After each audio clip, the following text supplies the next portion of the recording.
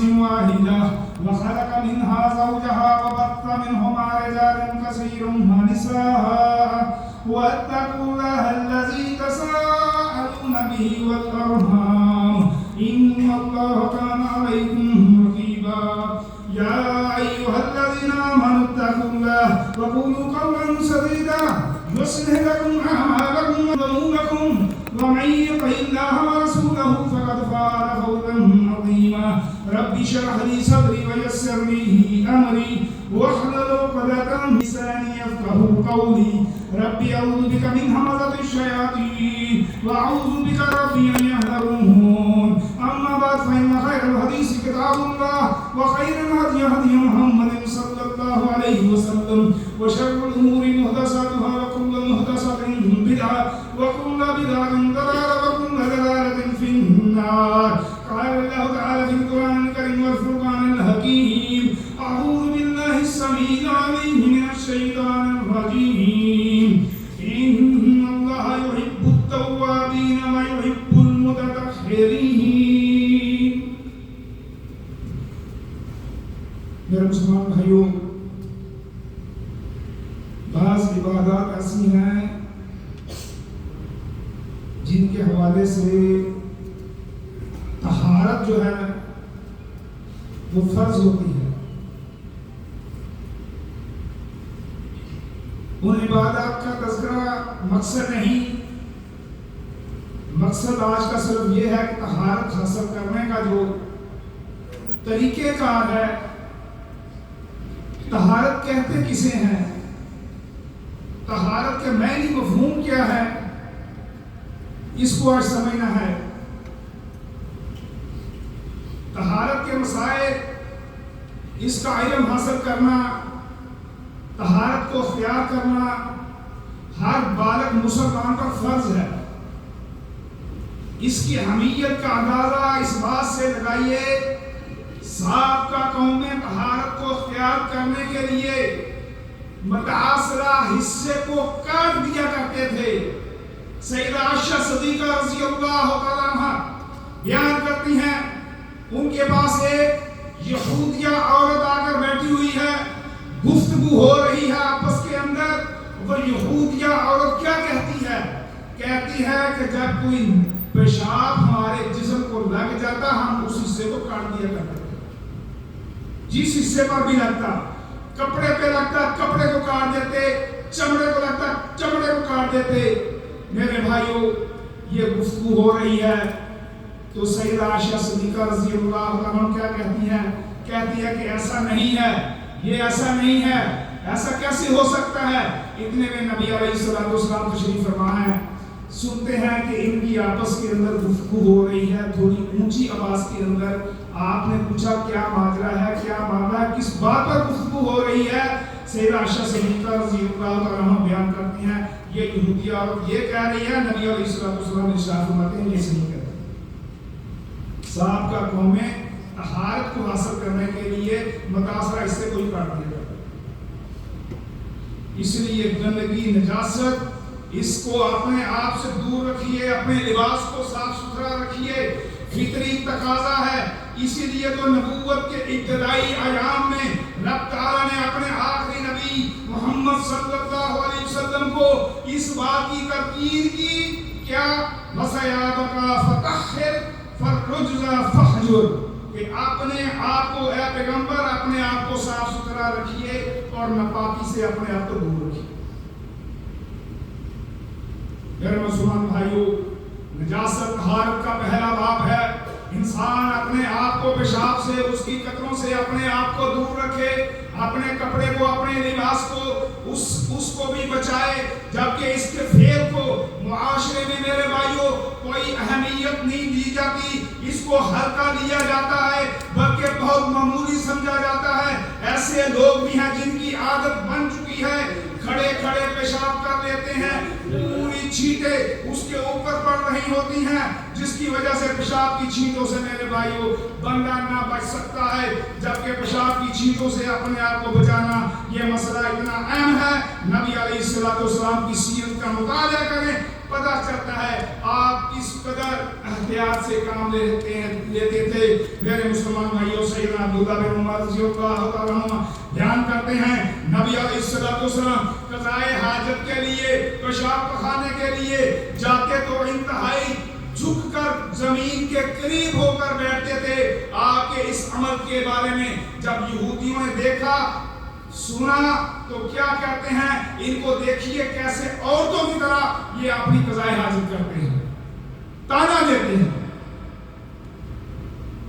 नबी अलैहिस्सलाम को इनकी ये जो हरकत करते हैं, इस तरह के जुमले कसे, नबी अलैहिस्सलाम क़ज़ाए हाजत से फारिग होकर आकर क्या कहते हैं, हमको मुखातब होकर कहते हैं, क्या तुम्हारे नबी ने तुम्हें नहीं बताया था एक शख्स के बारे में जो पेशाब की छींटों से नहीं बचता था, जब वो मरा तो कब्र ने उसको कितना दबाया, उसके जिस्म को दबा दबा के बाल से बरी कर दिया। नबी अलैहिस्सलाम दौरान सफर अपने साथ एक लाठी रखते जिसे ओनेजा कहते, जिसका मकसद दौरान सफर अगर कोई मूसी जानवर आ जाता उससे बचाव के जरिया अख्तियार करते हुए उससे बचाव अपना अख्तियार करते। सफर में जब नमाज का वक्त होता उसको नेज़े को अपना सुतरा बनाते। जब क़ज़ाए हाजत की जरूरत महसूस होती उस नेज़े से जमीन को खुर्द करके नरम करके वहां पर आप अपनी क़ज़ाए हाजत पूरी करते। मेरे भाइयों, अपने आप को, कपड़ों को, अपने आप को छींटों से, पेशाब की छींटों से बचा के, जो शख्स पेशाब की छींटों से अपने आप को नहीं बचाता, लापरवाही करता है, ऐसा शख्स गफलत में बहुत बड़े गुनाह का इर्तिकाब करता है। अब्दुल्लाह बिन अब्बास रज़ियल्लाहु तआला अन्हुमा नबी अलैहिस्सलाम के बारे में क्या कहते हैं, मैं एक सफर में आपके साथ था, आपका गुजर एक बात से हुआ जहां पर 2 कब्रें थी। आप वहां रुके और कहा, अब्दुल्ला, इन 2 कब्र वालों को अजाब हो रहा है, और वजह भी बता दी। मेरे भाइयों, वजह क्या बताई कि इनका जुर्म कोई बहुत बड़ा जुर्म नहीं था, बिल्कुल मामूली जुर्म था इनका। एक अपने आप को पेशाब की छींटों से नहीं बचाता था, दूसरा चुगलखोर था। चुगलखोर किसे कहते हैं, एक मजलिस की गुफ्तगू दूसरी मजलिस में जाकर करना, उससे लज्जत हासिल करना। दूसरा मकसद ये होता है कि ये एक मजलिस की दूसरी मजलिस के गुफ्तगू से लोगों के अंदर इंतशार, लड़ाई झगड़ा था। मेरे भाइयों, नबी अलैहिस्सलाम उन कब्र वालों के हवाले से एक हरी टहनी मंगवाते हैं, उसको 2 हिस्सों में तकसीम करते हैं, एक कब्र के ऊपर उस टहनी को लगा देते हैं और क्या कहते हैं कि शायद जब तक ये टहनियां ना सूखें, हरी रहें, इन कब्र वालों के अजाब के अंदर तखफीफ हो जाए। इस हदीस को हमारे बाज़ हलकों के अंदर गलत मायनों और मफहूम को दिया जाता है, जिसके बारे में मेरे भाइयों 3 ऐसे नुक्ते हैं जिनकी वजाहत मेरे भाइयों बहुत जरूरी है। जिस तरह जिस्मानी तहारत अख्तियार करना मेरे भाइयों फर्ज है, इसी तरह अकीदे की तहारत भी मेरे भाइयों बहुत जरूरी है, फर्ज है। पेशाब की छींटों से ना बचना, लापरवाही करना, गफलत से काम लेना मामूली नहीं है। शरीयत की इस्तिलाह में ये बहुत बड़ा गुनाह है, तभी तो कब्र वालों को अजाब हो रहा था। मामूली गुनाह को रब ताला बंदे के वैसे ही माफ कर देता है। कैसे माफ कर देता है? अबू हुरैरा रज़ियल्लाहु ताला अन्हु बयान करते हैं, नबी अलैहिस्सलाम इरशाद फरमाते हैं, 5 गाना नमाज, एक नमाज से दूसरी, दूसरी से तीसरी, 5 गाना नमाजें मेरे भाइयों, इसी तरह एक जुमा दूसरे जुमे तक, इसी तरह एक रमजान दूसरे रमजान तक गुनाह माफ करने का सबब है, बशर्तिया के बंदा कबीरा गुनाहों से अपने आप को बचाता रखे। जिन 2 कब्र वालों को मेरे भाइयों अजाब हो रहा था, इस हदीस से बाद में हमारे भाइयों ने हदीस से इस्तेदलाल करते हुए कहा, जिस्म के किसी भी हिस्से में अगर पेशाब लग जाए, चाहे इंसान का लगे चाहे किसी जानवर का लगे, तो उस शख्स को कब्र का अजाब होकर ही रहेगा। इस्तेदलाल करते हैं इस हदीस से। ऐसा हरगिज़ नहीं मेरे भाइयों, ऐसे जानवर جن کا گوشت کھایا جاتا ہے، ان کا پیشاب گوبر میرے بھائیوں نجس نہیں ہے۔ اس کا مطلب یہ نہیں کہ ان کو کھایا پیا جائے، کھانے پینے کے جو احکام وہ الگ سے ہیں، لیکن یہ نجس نہیں ہے۔ انسان کا پیشاب پخانا نجس ہے، کہیں بھی لگ جائے اس سے طہارت، اس کو دھونا ضروری ہے، جبکہ میرے بھائیوں کسی جانور کا اگر لگ جائے تو وہ نجس نہیں ہے۔ جہاں حلال جانور میرے بھائیوں پیشاب کرتے ہیں، بعض ایسے جانور ہیں جن کے ساتھ انسان کی بہت وابستگی رہتی ہے، بھیڑ بکریاں ہیں، اونٹ ہیں۔ ایک انسان صحرا میں ہے، مسجد کا نام و نشان نہیں، تپتی دھوپ ہے اور نیچے زمین ہے، میرے بھائی وہ بھی تپ رہی ہے، کہاں بندے نے رب تعالیٰ کی عبادت کو سر انجام دینا ہے؟ میرے بھائیو ایسے شخص کے بارے میں کیا حکم ہے؟ سوال کیا گیا آپ سے کہ بکریوں کا بارہ ہے، اس کے اندر کیا نماز پڑھ سکتے ہیں؟ آپ نے کہا ہاں وہاں پر نماز پڑھ دو، اس لیے کیونکہ یہ بکریاں بابرکت ہیں۔ اونٹ کے حوالے سے پوچھا گیا، آپ نے منع کر دیا کہ اونٹ کے بارے میں جا کر نماز نہ پڑھو، کیوں میرے بھائیوں؟ اس کی حکمت یہ ہے، آپ نے فرمایا کہ یہ جو اونٹ ہے یہ شیطان سے ہے۔ اونٹ کے اندر ایسی ایک صفت ہے میرے بھائیوں، اس کا اپنا ہو یا بیگانہ ہو، جب اس کو کوئی غصے سے بھی دیکھتا ہے، اس کو ہلکا سا مار بھی دیتا ہے، وہ اپنے ذہن میں اس بات کو رکھتا ہے۔ موقع کی غنیمت جب اس کو موقع ملتا ہے وہ انسان کے اوپر حملہ کر دیتا ہے۔ نبی علیہ السلام فرمایا اونٹ شیطان سے ہے، اس کے بارے میں نماز نہ ادا کرو، کہیں ایسا نہ ہو کہ تم سے کوئی خطا ہو گئی ہو اس کو مارنے میں تو تم پر حملہ کرتا۔ اللہ اکبر۔ لیکن میرے بھائیوں اس لیے نہیں کہا گیا کہ اونٹ کا جو پیشاب ہے وہ نجس ہے، ناپاک ہے، بلکہ اونٹ کے پیشاب کے اندر رب تعالیٰ نے ایک بیماری کی شفا رکھی ہے، اور وہ بیماری استسقاء اس کو کہتے ہیں۔ پیٹ کے اندر پانی جب پڑ جاتا ہے تو یہ اس بیماری کا علاج ہے۔ یہ قبیلہ عرینہ کے لوگ نبی علیہ السلام کی خدمت میں آ کر حاضر ہوتے ہیں، آ کر مدینے کی آب و ہوا ان کو راس نہ آئی، بیمار ہو گئے، پیٹ خراب ہو گئے۔ آپ نے کیا کہا؟ ان کو یہ جو بیت المال کے اونٹ ہیں، صدقے کے جو اونٹ ہیں جہاں پہ چر رہے ہیں، ان کو وہاں بھیج دو، وہاں پہ یہ اونٹوں کا پیشاب پیئیں، اونٹنیوں کا دودھ پیئیں، یہ تندرست ہو جائیں گے۔ وہ وہاں گئے، جا کر وہاں پر ہٹے کٹے ہو گئے، میرے بھائیوں سے بند ہو گئے۔ یہ ایک لمبی حدیث ہے۔ ان لوگوں نے پھر کیا کیا؟ چرواہے کو قتل کر دیا، ہونٹھان کر دیا۔ جن دو قبر والوں کو عذاب ہو رہا تھا میرے بھائیوں، آپ نے ان قبر پر ٹہنیاں لگائی۔ اس حدیث سے استدلال کرتے ہوئے ہمارے مسلمان بھائی اپنے فوت شدہ عزیز و اقارب کی قبروں پر اس کو سنت سمجھتے ہوئے اپنی قبر والوں کے اوپر سبز ہری ٹہنیاں لگا دیتے ہیں، حالانکہ یہ استدلال نہیں ہے۔ کیوں؟ اس لیے کہ دو قبر والوں کو جو آپ نے ٹہنیاں لگائیں، آپ کا یہ خاصہ تھا، کیونکہ آپ کو وحی کے ذریعے بتا دیا گیا، ان کے جرم بھی بتا دیے، ان کا عذاب بھی بتا دیا گیا۔ آپ نے کیا کہا؟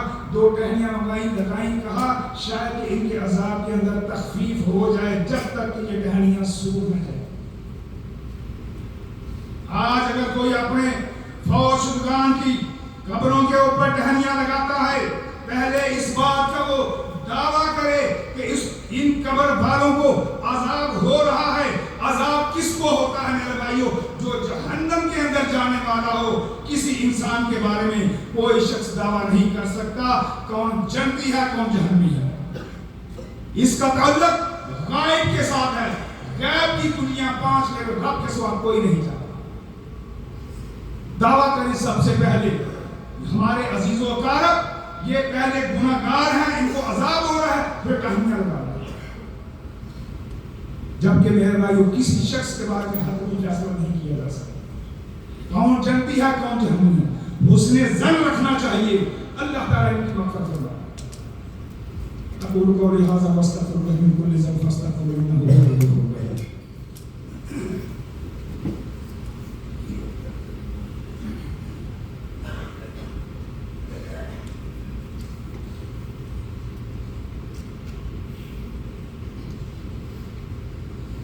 الحمدللہ رب العالمین والصلاة والسلام علی امام المرسلین نبینا محمد وعلی آلہ وصحبہ ومن تبعہم بإحسان الی یوم الدین اما بعد۔ میرے بھائیو، طہارت کے حوالے سے نبی علیہ السلام کا معمول آپ کے سامنے رکھا، کس قدر آپ احتیاط سے کام لیتے۔ اب سوال یہ پیدا ہوتا ہے، جس گھر میں چھوٹے بچے ہیں، شیرخوار بچے ہیں، دودھ پینے والے ہیں، جو ابھی کھانا نہیں کھاتے، ان بچوں کے پیشاب اگر گھر کے کسی فرد کو لگ جائے یا کپڑوں کو لگ جائے یا کسی جگہ کے اوپر بسترے پر لگ جائے تو کیا کیا جائے گا؟ میرے بھائیو، اس بات میں کوئی دو رائے نہیں، بچہ بڑا ہو یا چھوٹا ہو، جو کھانا کھانے والا ہو، شیرخوار نہ ہو، سب کا پیشاب میرے بھائیو پلید ہے، نجس ہے۔ البتہ اس سے طہارت حاصل کرنا، اسے دھونے کے اندر، طہارت حاصل کرنے کے اندر میرے بھائیو کو فرق ہے۔ فرق کیا ہے؟ جو بچہ کھانا کھاتا ہو، لڑکا ہو یا لڑکی، دونوں کو پیشاب کو دھویا جائے گا، اور اگر شیرخوار بچہ ہے تو لڑکے کے پیشاب پر پانی کے چھینٹے مارے جائیں گے، اس سے طہارت حاصل کی جائے گی، اس کے لیے اتنا ہی کافی ہے۔ اور اگر شیرخوار بچی ہے تو اس کے پیشاب کو پانی کے ساتھ دھو کر طہارت حاصل کی جائے گی۔ ام قیس رضی اللہ تعالیٰ عنہ، جو سیدنا ابو عکاشہ رضی اللہ تعالیٰ عنہ کی بہن ہے، میرے بھائیو نبی علیہ السلام کی خدمت میں اپنے ایک چھوٹے بچے کو لے کر آتی ہے جو ابھی کھانا نہیں کھاتا تھا۔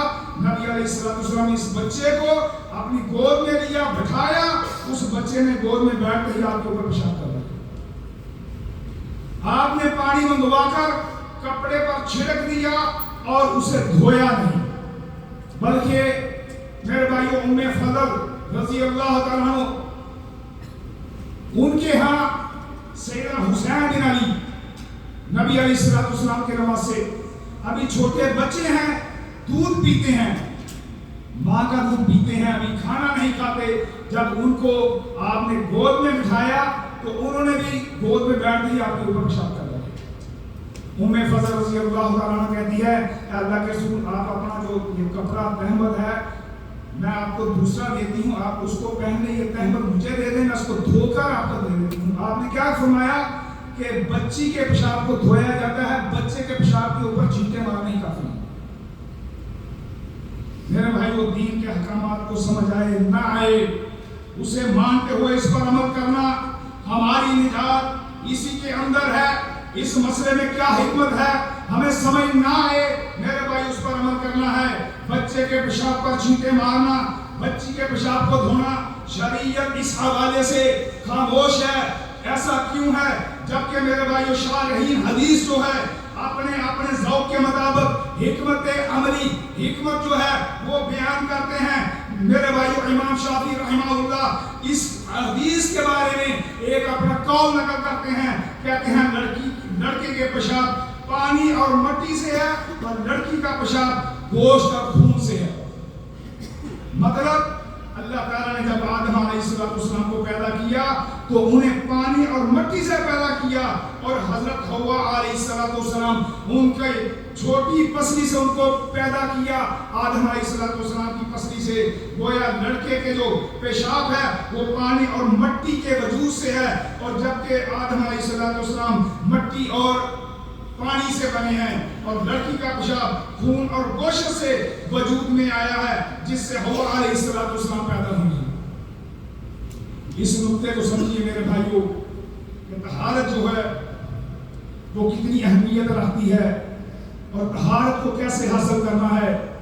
ہمارے عام معاملات گھروں کے اندر خاص کر کے عورتوں کے ساتھ رہتے ہیں، لہٰذا ان کو اس مسئلے کے بارے میں پتہ ہونا چاہیے، نہیں پتہ تو بتانا چاہیے کہ بچی کے پیشاب کو دھونا ہے، بچے کے پیشاب کے اوپر چھینٹے مار دینا یہ وہ کفایت کر جاتا ہے۔ دعا ہے اللہ تعالیٰ سب پر عمل کی توفیق عطا فرمائے۔ وقال اللہ تعالیٰ فی القرآن الکریم والفرقان الحکیم، اعوذ باللہ السمیع العلیم من الشیطان الرجیم، ان اللہ وملائکتہ یصلون علی النبی یا ایھا الذین آمنوا صلوا علیہ وسلموا تسلیما، اللہم صل علی محمد وعلی آل محمد كما صليت على إبراهيم وعلى آل إبراهيم إنك حميد مجيد، اللهم بارك على محمد وعلى آل محمد كما باركت على إبراهيم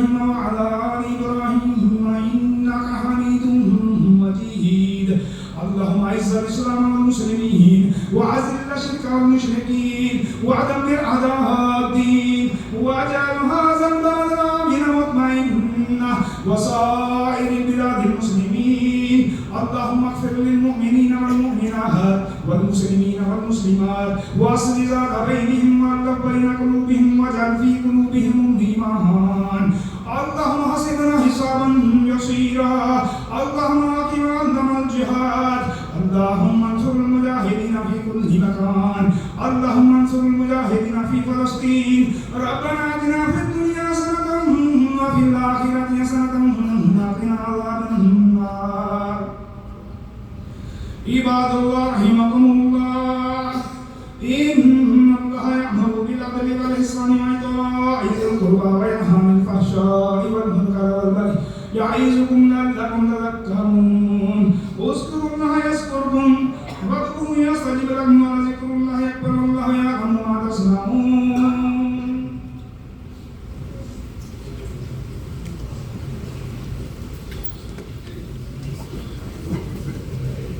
الله أكبر الله أكبر. أشهد أن لا إله إلا الله، أشهد أن محمدا رسول الله.